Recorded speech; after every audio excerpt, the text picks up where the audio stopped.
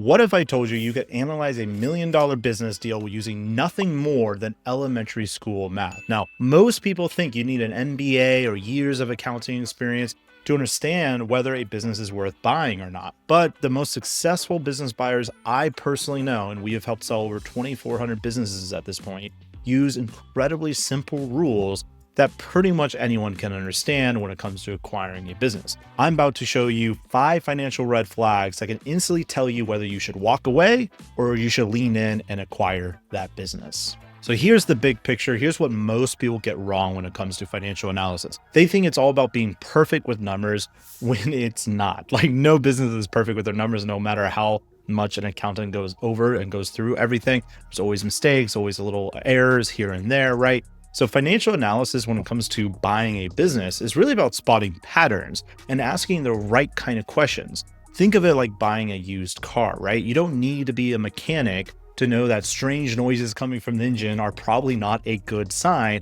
and you should probably check the mileage on the car, right? This is just common sense stuff. So the goal when it comes to buying a business, to analyze the business you want to buy, isn't about becoming like an accountant where you know all the tools of the trade, but rather the goal is to quickly identify whether this business will make you money or will it lose you money.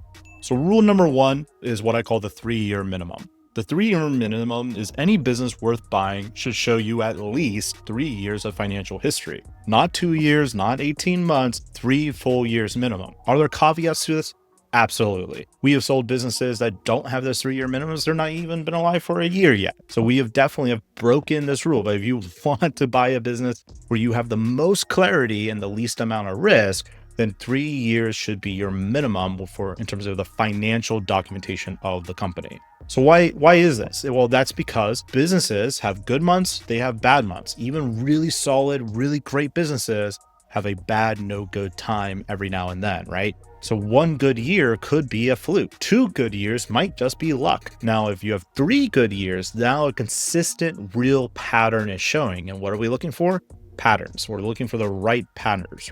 So red flag number 1 is if the seller can't or won't show you 3 years worth of records, you should walk away immediately. No exceptions. Now, for sellers out there who have no records, even though you have a good business, get an accounting system. I have a video that's probably going live here shortly all about that. So if that's you, you should watch that video, subscribe, and you'll see it. So while 3 years is my personal minimum, it is even better if you actually go a little bit longer to 5 years. And traditionally, the way that this financial history is broken down is you will see it done year by year, broken down yearly. And then the last trailing 12 months of the business is going to be broken down into monthly chunks that will give you a deeper picture of what is going on recently with the business. All right, rule number 2, customer concentration. Revenue sounds impressive, but what matters is how stable is that revenue.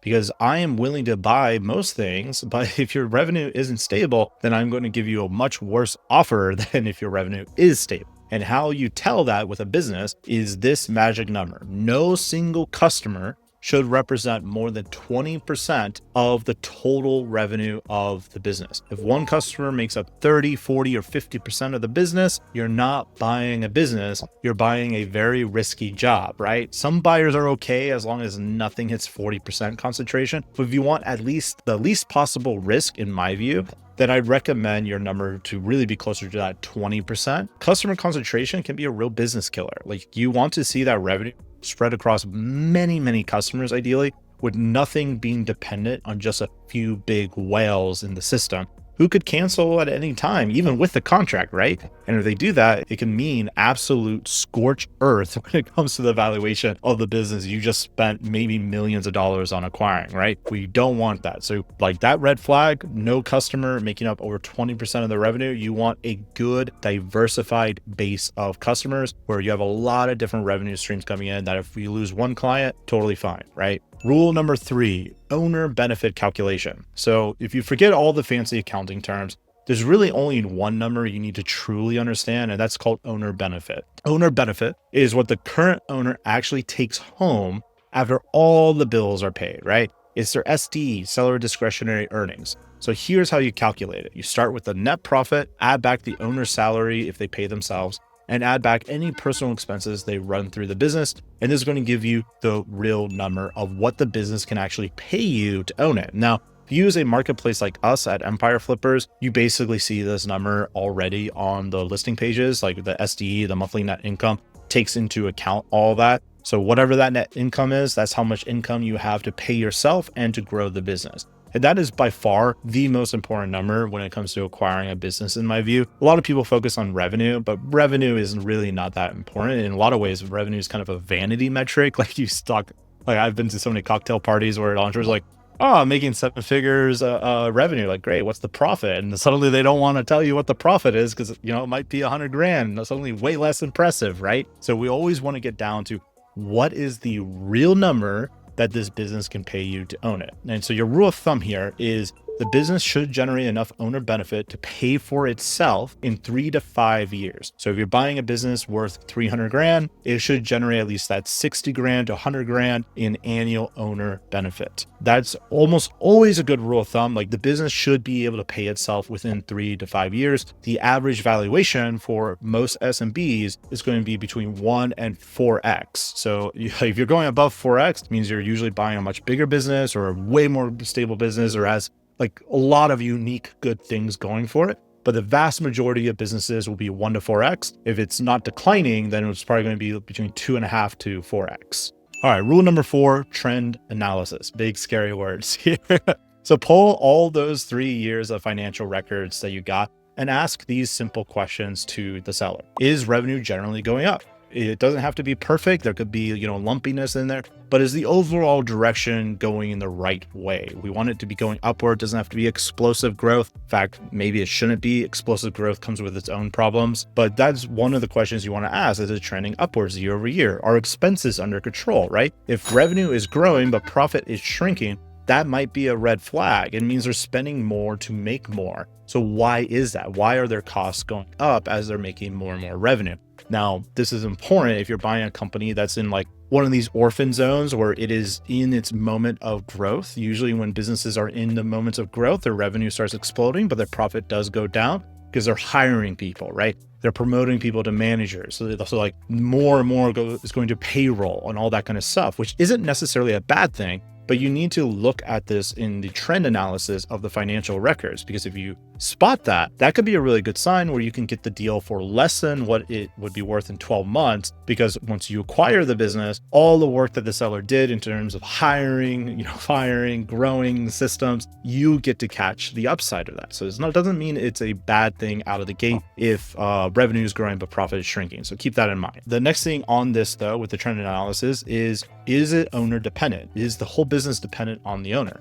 If profit drops dramatically whenever the owner takes time off, you're not really buying a business. You're buying yourself an expensive job, which, hey, that can be okay too. Some people, that's what they want, right? But I personally wouldn't. I wouldn't want to buy an expensive job. I would rather just go get a job that I'm expensive for, right? So the best businesses run themselves. Look for businesses where the owner works on the business and not in the business. And if you see things in the P&L where the profit and loss statement where revenue dipped and profit dipped, and the seller's like, oh, I was in Barbados, or I was taking a 30-day vacation or whatever, right? And they was always line up with those dips. That's a sign that, okay, well, maybe the seller doesn't have systems in place where the business can run without them. All right, rule number 5, debt analysis. So you need to understand there are 2 types of debt, right? There's good debt, such as equipment loans, inventory financing, things that help the business make money. Then there's bad debt, credit cards, personal loans that aren't being used for the business, maybe they're being used for something else, and anything with high interest rates. And at this point, variable interest rates, I'd much rather have fixed rates, though that's becoming less and less common. And your simple rule here is the total monthly debt payments should never exceed 30% of the monthly net profit. If they do, this business is potentially going to be living paycheck to paycheck if something bad or awry happens with the business, which, hey, even good businesses have bad days, right? So you got to be prepared for that. Now, when it comes to debt, the majority of the time when you are looking to acquire a business, it is going to be done through what is known as an asset purchase agreement, APA. So what this means is you're not actually liable for any of the debt that the seller has. So if they have a massive loan on the business and you buy the business, that loan stays with the seller. It doesn't carry on to you. What the seller then has to do is take the money you paid them to go and pay off that debt. So that's how all that works. But on the flip side, you might be using debt to go and acquire businesses, right? So If you are using debt to acquire the business, then the same thing I just said holds true. 30% of the monthly net profit is a general good rule of thumb in terms of your debt cap. Now, some buyers who are way more confident and they're less fearful of risk might go up as high as 50% leverage. In fact, if you do full leverage with, say, an SBA loan, often from the outset, about half of your monthly net profit is going to go service the SBA loan. So this is not like so uncommon that you would never do it, but just realize that the more debt you add to the business, the more vulnerable it becomes to market shifts and market dynamics, right? Debt can be an amazing tool, but remember, the miracle of compound interest can be a curse just as much as a blessing. All right, so those are the main accounting things, but let's talk a little bit about some more common mistakes that you might make as a buyer. And mistake number one is getting seduced by potential. It's very, very easy to find a business that you just wow, this is so amazing. This is the best thing I've ever seen. And the sellers will love you for it because they will also tell you it's the best thing you've ever seen. And then you end up buying a business way overvalued because you got sold a dream. And this future fantasy never comes around, right? Because the seller overvalued it to begin with, you overvalued it as well. We don't want to be seduced by potential. You always want to buy a business based on what it has done today, not what it might do tomorrow. In fact, you should never pay for what it might do tomorrow because that should be paying you. You're buying the business as it is today so you can benefit from that tomorrow. That's the whole point of buying the business, right? So don't get seduced by potential. Mistake number two, ignoring your gut. Your gut has more nerves in it than your brain, I believe. I believe that's true. Some pop science for you. But if something is telling you, hey, something is wrong here, I don't know what it is, I can't put my finger on it, but something seems strange. Maybe the seller isn't answering direct questions, they seem a bit desperate, or they seem like they're kind of washing over something that they shouldn't be washing over, right? Your gut is often right in many, many, many situations, and buying a business can be a pretty big decision, so you should listen to your gut. At the very least, if you're feeling like something is wrong, you should get a second trusted opinion to look over the documentation with you so that you have at least a second opinion to see if they also feel like something is wrong. And they might actually know what's wrong, right? Once you give them the documents, right? So that's mistake number two. And mistake number three is thinking you need to be perfect. And this is probably the most important one to recognize when it comes to buying a business, whether you're analyzing finances, the traffic, or whatever, is thinking you need a perfect business. If you think I'm never going to buy something unless it's a perfect business, you will simply never buy a business, or you will naively buy a business because there is no perfect business. Every business has its own fair share of problems and challenges and a bunch of systems held together by duct tape and glue. And that is the opportunity, right? That is the opportunity for you to come in and not make those systems held by duct tape and glue, but rather really cement them together and make it into a roaring machine. Every business, even ones that are doing really, really well, almost always have some kind of problem. So there you go. The biggest risk isn't buying the wrong business. The biggest risk is never buying a business at all because you think you need to be a financial expert. You really, really don't. Most business buyers that bought businesses from us are by no means financial gurus, right? They're very, very good at running the businesses and spotting patterns. What you need is just the ability to look at a financial statement, know your way around it enough to be a little bit dangerous, but really what you need to do is just spot patterns and be able to ask the right questions. So if that sounds cool with you, and if you want to start asking the right questions, come and register on our marketplace, empireflippers.com/register, and start browsing some businesses for sale.